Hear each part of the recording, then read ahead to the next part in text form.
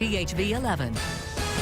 Welcome to the C Block today, Bird of the Week time. And we have Sarah Baxter from Arkansas Game and Fish with us today. And we thought we'd be out in the weather garden. And oh, it's so nice out here. I'm happy to do anything outside today. Me too. I don't blame you.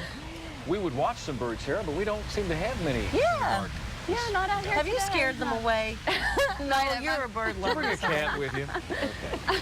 Well, let's set the stage. Let's talk about this week's bird called the Dickcissel.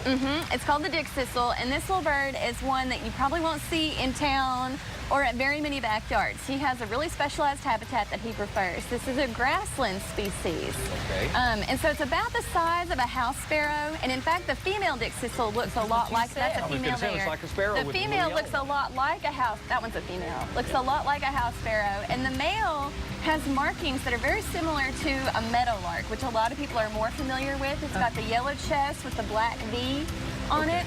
But look at that bill. Those guys they're in the cardinal family, and they're related. Are they really? Okay. They're related to the cardinals and the indigo buntings and all that stuff.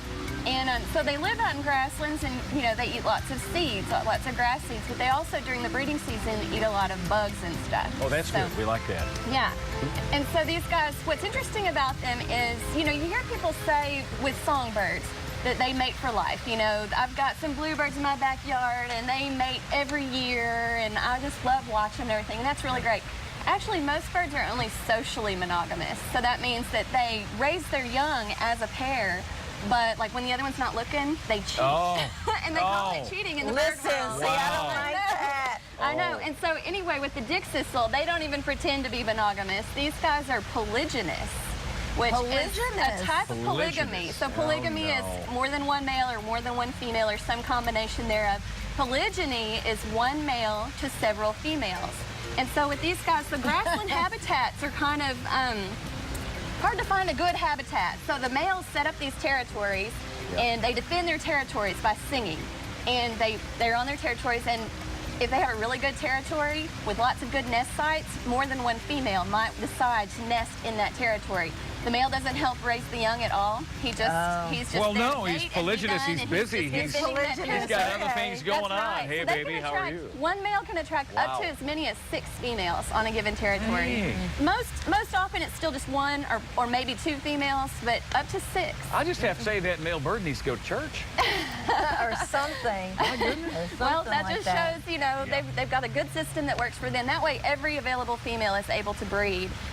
Because the grassland habitats are fairly limited is the deal with that. It's not really to do with food sources, but more to do with the habitat. I was going to say, and every male bird brags at poker night. I mean, really. Hey. As we were talking, you know, as we know, in May, we're talking this Bird of the Week trivia. Last week, Carol Chappelle, oh, not last week, last time Carol Chappelle won. But we're going to get into this week's Bird of the Week question. Oh, we have it? We're Which ready. is? What type of mating system do Dickcissels employ?